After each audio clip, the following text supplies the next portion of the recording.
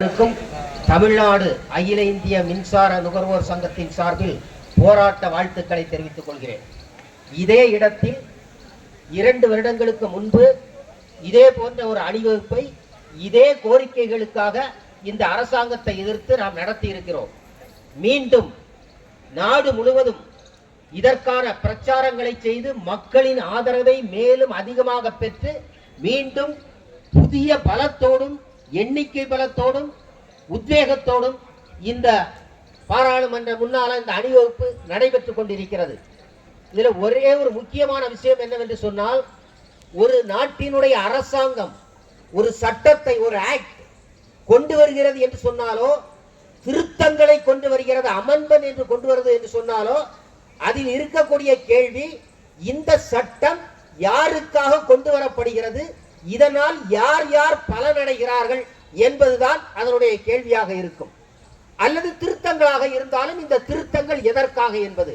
அந்த அடிப்படையிலே பார்த்தால் இந்த மின்சார சட்டம் 2023 கொண்டு வரப்பட்ட சட்டம் மேலும் திருத்தப்படுகிறது என்று சொன்னால் அது யாருக்கு பலனளிக்கிறது என்ற ஒரு கேள்வியை வைக்கும் போது, அதுக்கு முன்னாலேயே நாம் பேச வேண்டிய விஷயம், இந்த அரசாங்கம் மக்களிடத்திலோ, நுகர்வோர் சங்கங்களிடத்திலோ, விவசாயிகளிடத்திலோ சம்பந்தப்பட்ட யாரோடும் இந்த பிரச்சனையை விவாதிக்காமல், கொரோனா காலகட்டத்திலே இந்த நாட்டினுடைய மக்கள் 5 அடி இடைவெளியிலே வீட்டுக்குள்ளே அடைக்கப்பட்டிருந்த காலத்திலே ரகசியமாக இருட்டுக்குள்ளேயே நிறைவேற்றி முயற்சித்தது. ஆனாலும் அது வெற்றி பெற முடியாமல் மீண்டும் பாராளுமன்றத்தின் நிலைக்குழுக்கு முன்னாலே இருக்கிறது. இப்போது அதே விவாதங்களை தொடுவதற்கு தயாராக இல்லை இந்த அரசாங்கத்தினர். நமது கேள்வி, இது யாருக்கு பலனளிக்கிறது? மின்சாரத்தை பயன்படுத்திக் கொண்டிருக்கக்கூடிய இந்தியாவினுடைய 140 கோடி மக்களுக்கு இதனாலே என்ன பயன்? எந்த பலனும் கிடையாது. கட்டணம் உயர்வு ஏற்படும், ஏராளமான செலவுகள் ஏற்படும். மின்சாரம் இன்னைக்கு நம்ம செல்போனை போல ப்ரீபெய்டு மீட்டர்கள் வழியாக காசு கொடுத்தால் மட்டுமே கிடைக்கக்கூடிய சந்தையின் சரக்காக மாற்றப்படும். ஒண்ணு. விவசாயிகளுக்கு இதனால என்ன பலன் இருக்கிறது? சாதாரண மக்களுக்கு என்ன பலன் இருக்கிறது? அல்லது சிறு குறு தொழிலோர் செய்பவர்களுக்கு என்ன பலன் இருக்கிறது? நடுத்தர வர்க்கத்துக்கு, மாணவர்களுக்கு, பெண்களுக்கு யாருக்கு பலன் என்று கேட்டால் இவர்களில் யாருக்குமே அது பலன் இல்லை. ஆனால் இதற்கு பலனடைய போகிறவர்கள் யார் என்று பார்த்தால், தனியாக மின்சாரத்தை உற்பத்தி செய்யக்கூடிய அந்த தனியார் முதலாளிகள், அடுத்து அவற்றை விநியோகம் செய்ய இருக்கக்கூடிய டிஸ்காம் என்று சொல்லக்கூடிய தனியார் மின்சார கம்பெனிகள், இவர்களுக்கு மீட்டரையும் மின்சாரத்தையும் தயாரித்து கொடுத்து மீட்டர்களை தயாரிக்கக்கூடிய கம்பெனிகள், இவர்களுக்கு மட்டுமே இது பலன் பெறும் என்பதை சமீபத்தில் உள்ள நடவடிக்கை கூட தெரிவித்திருக்கிறது. இந்தியாவில் அடானி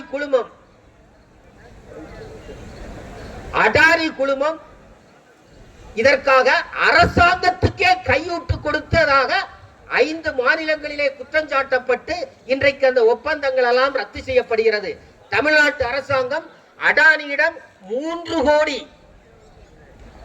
ப்ரீபெய்டு மீட்டர்களை வாங்குவதற்கு ஒப்பந்தம் செய்தது. அதை இப்போது ரத்து செய்திருக்கிறது. என்ன காரணத்திற்காக? அது ஊழல் நடந்திருக்கு என்று ஒத்துக்கொண்டல்ல, அடானி அதிகமான விலையை கேட்டார் என்ற காரணத்தை காட்டி, அதிக பிரைஸ் வைத்திருந்த காரணத்தினாலே ரத்து செய்து மீண்டும் அதை வேறு யாருக்காவது கொடுப்போம் என்று சொல்லிக் கொண்டிருக்கிறது. ஆனால் இந்த விவகாரத்திலே இன்னொன்றை பார்க்க வேண்டும். அது என்னவென்று சொன்னால், அடானி கம்பெனி மீது இந்த குற்றச்சாட்டு இவர்களாலே வைக்கப்பட்டதல்ல. அது ஏதோ ஒரு அரசியல் கட்சியினாலோ தனிநபர்களாலோ வைக்கப்பட்டதல்ல. அமெரிக்காவில் இருக்கக்கூடிய பெடரல் கோர்ட்டினுடைய ஒரு நீதிபதி வழக்கை விசாரிக்கும் போது அடானி மீது குற்றம் சாட்டிய காரணத்தினாலே அது இருக்கிறது. தமிழ்நாடு போன்ற அரசாங்கங்கள் இதை செய்து கொண்டிருக்கின்றன. இதிலும் இந்த மீட்டர்களை அடானி கம்பெனி தயாரிக்கவில்லை. அவர்கள் யாரோ ஒரு இடத்திலிருந்து வாங்கி கமிஷன் வைத்து அரசாங்கத்திடம் கமிஷன் வைத்துக் கொள்ளக்கூடிய ஒரு இடைத்தரகராகத்தான் இருக்கிறாரே தவிர அவர் உற்பத்தியாளர் அல்ல.